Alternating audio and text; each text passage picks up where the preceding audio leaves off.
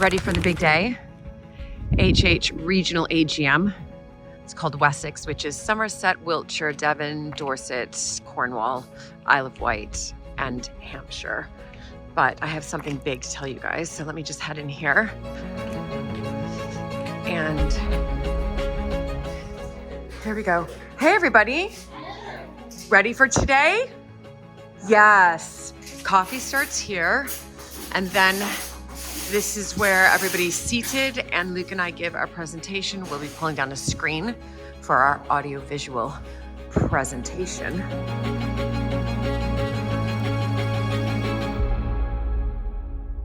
Okay, Holly, what's happening here?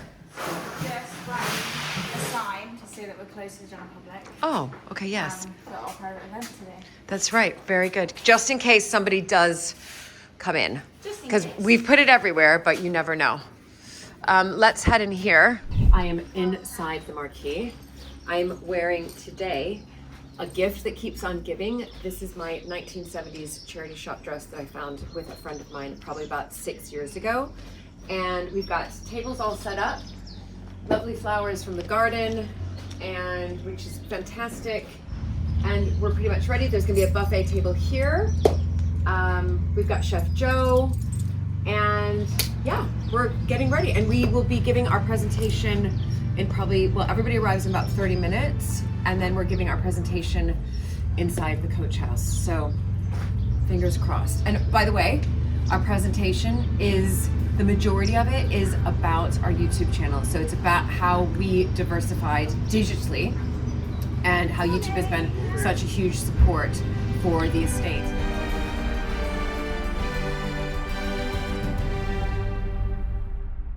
We are doing a sound test, and I think the sound is working beautifully out of this microphone. And when you go to this microphone, it's not working at all. Well, they probably can't hear you. So- He's not mic'd up, but can you hear him now on the mic? You can hear me now on the mic. Yeah, comment down below. Obviously, mic is better. You can't hear me on this one. No. So, so we have to share. It's so good. I thought I had this really good system here. What we're going to share? Maybe you're not talking about it enough. No. I mean, do I really need a mic? I can project. I You can may project. not, but The big American loud voice. it's quite nice to have one because it makes it easier. Oh, yes. Welcome, everybody. Yeah. Welcome. I think I don't know if that's Welcome. it's more professional. Okay, it's more professional. Okay, so we're doing live, everybody. And we have an amazing team here today. Holly, Susie, Becca, Joe, and who am I missing? Anyway, I'm liking this mic. Can't really give it back. You like the mic? Now I really like the mic. Yeah. Here we go. That's for you. Test. Did you get it? It's working, What? isn't it? You're having to zoom in now. How did that happen? Testing 1, 2, 3. Testing 1, 2, 3. Give me the other mic. Testing 1, 2, 3. Testing 1, 2, 3. Testing 1, 2, 3. Here. I'll be over here. I can be over here. I feel like we need to sing a song. I don't. Like a duet. It's everybody's favorite, Joe. Morning. Morning. You'll see Joe on our Grand Historic Tour and our Tapestry and Textiles, which are both sold out. So if you're interested, we have new dates for both in 2026. We're half full for 2026 Grand Historic Tour, Joe. And we obviously... And we sold out for Tapestry and Textiles, you know that. And then we've got new dates, everybody, for Tapestries and Textiles. So do check it out, link down below. I'm just gonna show you a little thing here so Joe can peel. Link down below if you want to join us for our 2026 Grand Historic Tour. Have Joe as your chef and Luke and I as your host, or Textiles and Tapestries and Textiles, whichever way you put it, which is in September 2026. And there's our barista making some coffee. We've got Becca here as well. All feeling good, cleaning. You guys, amazing team. I've seen a car arrive. So Robbie the robot's about to greet that car. That's our lovely, we love him. That's our lovely Mobot, so robot mower. But yeah, it's brightening up, sort of. Hopefully it'll get a bit brighter today.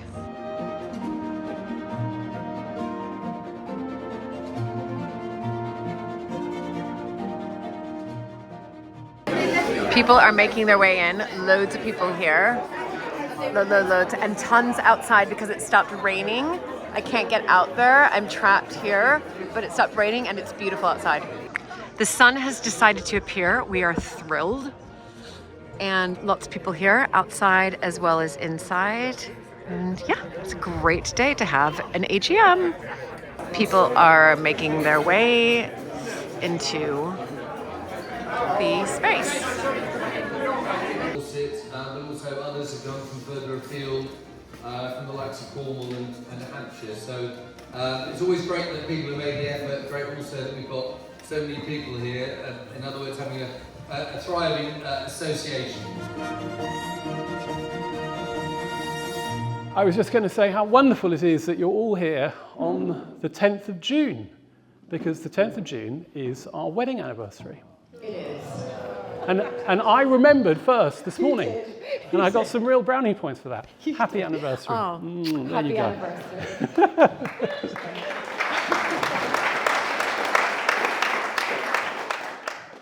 Right. We're going to talk a little bit about what we call our digital diversification story. We actually gave a very similar talk in Alabama only a few weeks ago, which was a wonderful experience. Not just all the southern charm, but all that wonderful southern food that we experienced. Before we do, I just wanted to pay tribute to my dad, who alas died in February of this year. Many of you will have known Dad. He was a wonderful man. He used his platform in the House of Lords to promote humanitarian causes, international development. He'd be appalled by the cuts that are happening now, in particular focusing on the Sudan, but also Nepal, Afghanistan, other parts of the world that he wanted to support. He was a very keen cricketer and indeed tennis player. He had a very solid serve that I could never master. But he also was a committed historic house custodian. We took over running Mapperton in 2016, and there we are on the front lawn. If that photo came further out a little bit, oh no, there is our tortoise. Yep. There he is. Percy, just at our feet. If you go and visit him later, he's about 5 times the size. And this was one of the first kind of profiles that was done of us here. We really had no idea what we'd taken on or what we were doing. What we did know was that we'd inherited a lot of things on the positive side of the balance sheet, but 1 or 2 on the negative as well. And recognising that we've got about a £3 million repair backlog, and these are just some of the horrors lurking. Actually, that one's been repaired, I'm pleased to say. Yeah. In fact, 2 of those have been repaired as I look at them. But yeah, crumbling walls, lots of stonework needed. We've just commissioned a wretched stonework condition survey, and I just groan when I get things like that, because I just know the number at the end of it is going to have so many zeros that I'm just not even going to begin to face up to what's needed. But what we did do was embark on a lot of restoration when we took over. So we're actually in this room here, so we rebuilt this as a wedding and event space. We pulled out, I think, over a kilometre of pipework. I mean, if you came to stay at Mapperton, which some of you might have 20 or 30 years ago, you turn on a tap. You were lucky if anything came out, but if it did, it was a dark brown viscous liquid. So that has all improved, and we put in new kitchen, restored the kitchen. We put in the new drive that you came in when you came round, all of the car park, the landscaping out there, and most importantly, bathrooms, because the house didn't have very many of them. That's our new sitting room, that's the kitchen. We've got restored bedrooms, and we'll come on to part of the reason for that in a little bit. And New bathrooms. seven new He bathrooms. knew when he married the American. Showers. Americans need showers, you know. Can't just have 1 bathroom in this house. So we've got 6 more. And then we've been doing these cottage restorations for holiday lets, which are sometimes quite controversial things, but we think we've got quite a good balance here between long-term residential lets, and now 3 holiday lets, which Julie has overseen and done an absolutely amazing job of. We then realised that we needed to do something because we had a complete drop in our income. And so we turned digital. Now, my background before taking on Mapperton was running media and tech businesses, and Julie had also been a TV presenter. So these were things that we thought gave us certain advantages when it came to technology. But why don't you talk about what happened here? So over COVID, many of you will relate to this. Everybody kind of had to shift and think very much out of the box. And so one day over the kitchen table, we thought to ourselves, well, why don't we start to go live on YouTube? I have no idea how it would work. We had terrible Wi-Fi at the time, and we'll just do a live tour. I would present, and my in-laws would then give the tour of the house. Luke was behind the camera, and we had a child as a sound recordist aged about 12. There he is right there, with wires hanging out everywhere. Yeah, we had, in those days, the internet here was a total disaster. So there was no guarantee anything was going to work. There wasn't. So we set a time at 4 o'clock on a Tuesday, and it gave us something to do, but we had no idea if people would turn up. And lo and behold, they started to come up, not just in their 10s, but in their 100s. And so as these tours started to take place every single Tuesday at 4 o'clock with my in-laws, we also decided to ask for some repairs. So YouTube works in a very clever way that people can just, while you're live, comment and also give you what's called like super chat money. So my mother-in-law was fantastic, in particular with the repointing of the church tower. She just went online and said, please, we'll take dimes, we'll take anything, but we need to get this repointed, and it's about £1,500. And within an hour, we had raised £1,500, all through YouTube to have the repointing done. So from that, we realized that maybe we were onto something, and perhaps we should pursue this YouTube world a little bit further. And so that's exactly what we did.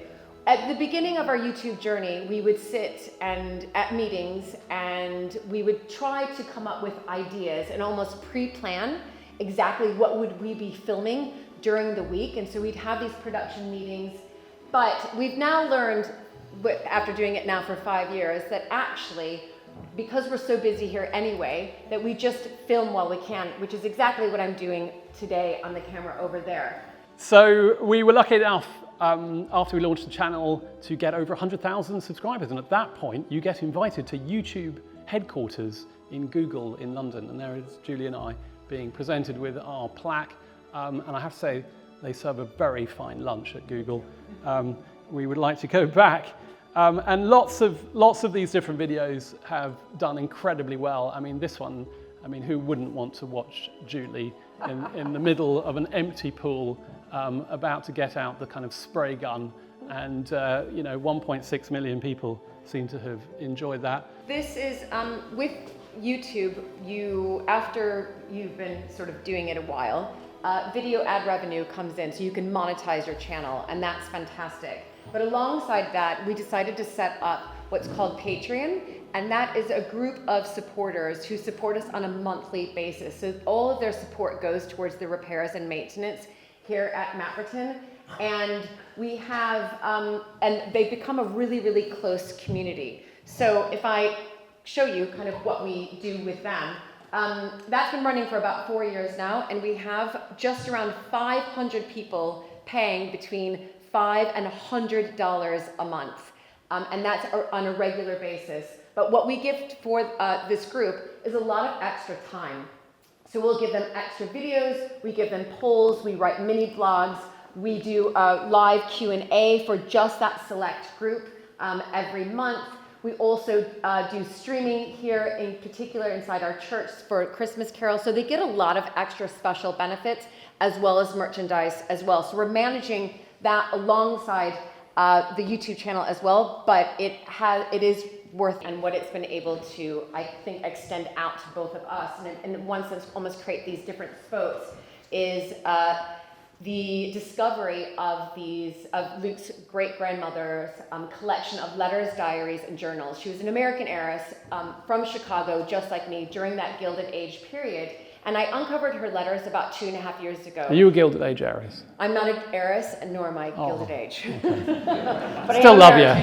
I'm American. And it was extraordinary because there were just boxes of letters. And in total, we think we have about 10,000 letters, most of them written by her own hand. So she asked for her letters that she would write to mostly her family to be returned to her. And so I started to go on YouTube and doing a thing called YouTube Live and reading her letters out because we have a big American audience and I knew that they would be interested. So once I started to read these letters out, the community started saying, well, I would love to help you transcribe them because she has very slanted, difficult handwriting. In fact, that's some of her better handwriting.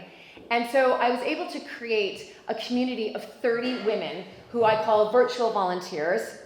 And they've all come together for 2 years now. We have been transcribing Alberta, his great-grandmother's letters.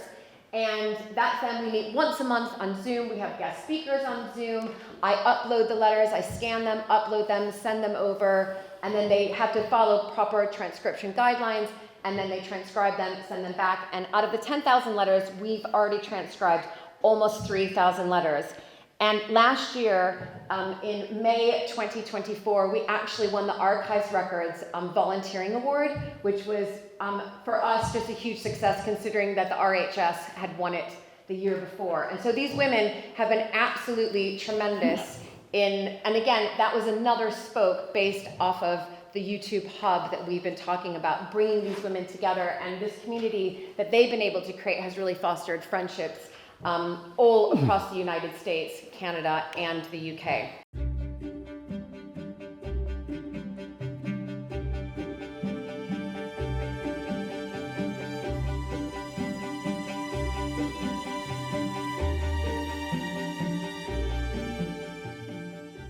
Look at Becca and Holly.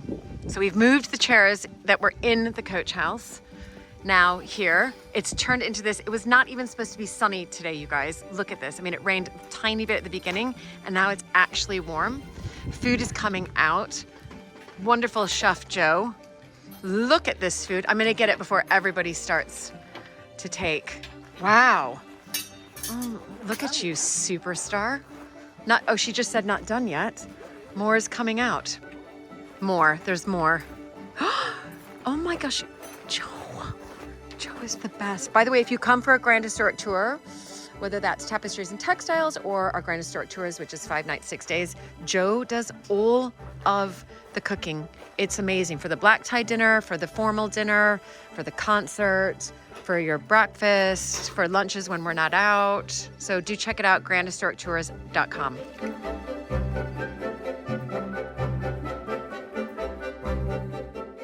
The sun is out, we finished our presentation, there's the drinks table, and everybody's out in the sunshine having a glass of wine and some canapes before we eat in the coach house cafe, or in the, oh my gosh, I just given my speech, I don't even know what I'm saying, before we eat in the marquee.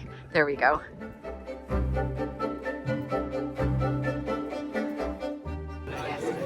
Here we are, 80 people, beautiful day. It's nice and warm. The food was absolutely delicious. Thank you, Chef Joe and team. They've started the house tour. I'm giving the house tour as well, but alongside Jerry. So here we go. I'm not going to interrupt. Jerry's doing a great job. I'll go when I get inside.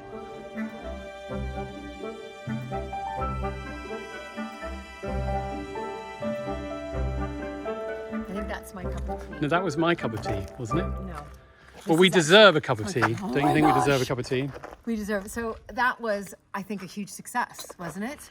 Well, we just got amazing compliments from people saying how really did. inspiring they felt the whole day was, how much they enjoyed themselves, how good the food was, how fantastic the team here has been putting the day together.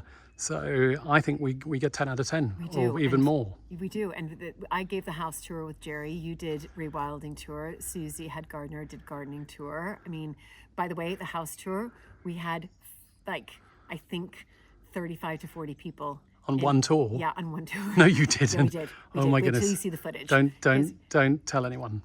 We had to, anyway, it worked It out worked. fine. Was it okay? Yeah, what we did, I'll tell everybody, is we had 35 people in the hall, which we could fit in the Great Hall. And then when we went, and then staircase hall was fine. People went on the stairs. And then when we did the tour of the drawing room and the library where the exhibition is, we broke off into half there. And then we swapped, Jerry and I. And then when we went upstairs and did Great Chamber and West Room, we did the same thing. And then we swapped groups. So that worked out really well, but it was, yeah. Well, I thought I had about 30 people on the rewilding tour, but in the end, it dropped down to 15 people. And I think that's good. I put a message out saying that you really need to be fit and have good hiking boots. Well, then they all came on the house. And they all came to you instead. But our tour was long. I mean, I tried to do it in an hour, but it was about an hour and a half. Right. But it was brilliant. We saw all the animals, except we didn't go back and see the pigs. We saw them from a distance. Yeah, no, Sammy said you saw them. Saw them from a distance. Anyway, we're just really pleased. I mean, this is big to put together. The team was fantastic. The food was outstanding. I mean, everything just worked perfectly. And I think people really enjoyed our talk. So you've obviously seen that I was able to film it because, of course, we're about digital diversification. So I filmed the talk, so you're going to get snippets. Well, you would have watched those snippets by the time we edit this.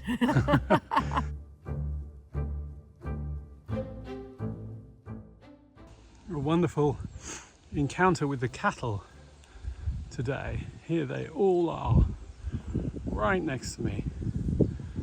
It's not a particularly warm day, so they're out and cooling off, I think, because it's been pretty warm recently.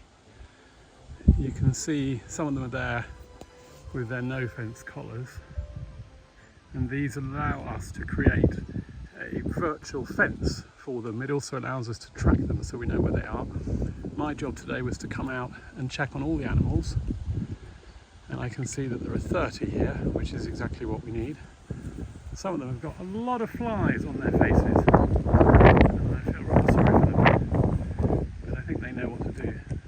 This one is shaking off the flies as they come. They're incredibly docile and friendly and curious. It's interesting how all of their horns are slightly different. Some of them go out, some go forward. But anyway, this is our wonderful herd of white park. Eating, sleeping, dispersing seeds through their manure, causing disturbance in the ground, which is incredibly helpful for when it comes to adding the opportunity for seeds to germinate. This one's very approachable. Look at him, he's coming right here next to me. There we go, there we go, there we go, there we go. Flicking all those wretched flies off you, which is a real bore, isn't it? Yeah, I wouldn't like that at all.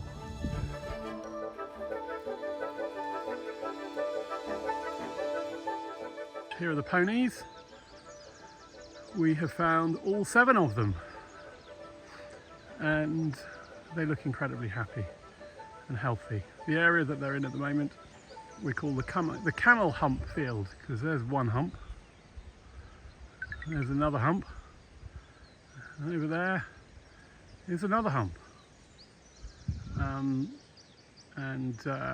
Yeah, it works very well as a place for the ponies. They always seem to come back up here.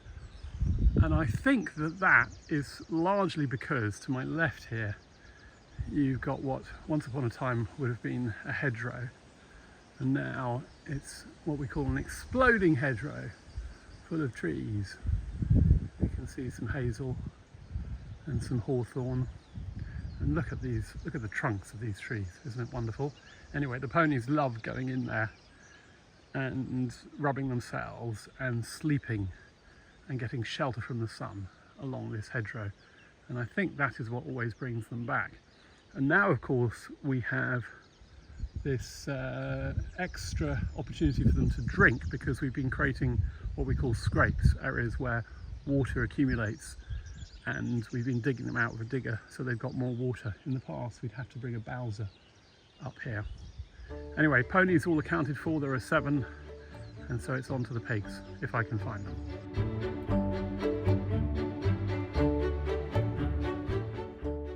And here, at last, are the pigs. They're the only ones that really come to me when I call. So I went straight past these guys on my bike, and they were in the far field. This was the furthest point that they could have been. To show you where I am. This is the wonderful Coltley farm, and you can just see my bike and the farmhouse in the distance. And here we have some pigs who are either expecting some food or a back scratch.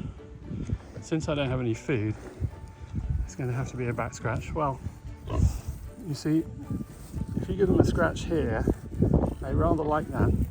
But as you move round and scratch their tummy, often what they'll do is just fall over, because that is such a wonderful thing for a pig, to have its tummy rubbed like this.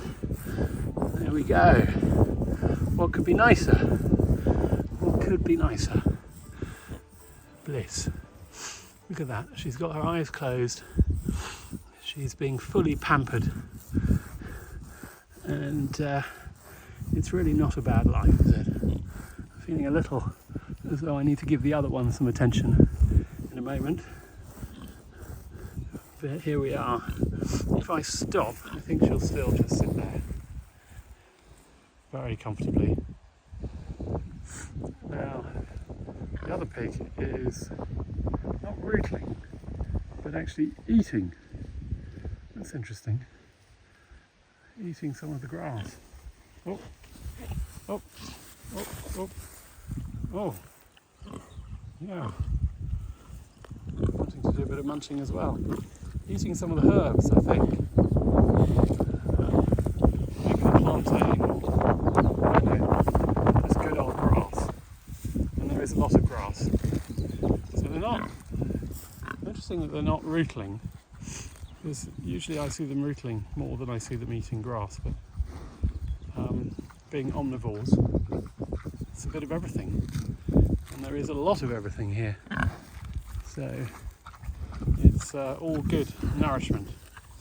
Right, with that, I have done my job, and before the pig eats my bike, I'm going to head home. The animal checks are all done for another day at least. Well, be sure to stay connected with us behind the scenes. Subscribe to the Mapperton Live newsletter for exclusive updates on what Luke and I are up to each week, whether it's uncovering historic treasures, restoring on the estate, or preparing for the season ahead. You'll be the first to hear about upcoming events, special projects, and daily life at Mapperton. Don't miss out. Sign up today and experience the magic of Mapperton from wherever you are.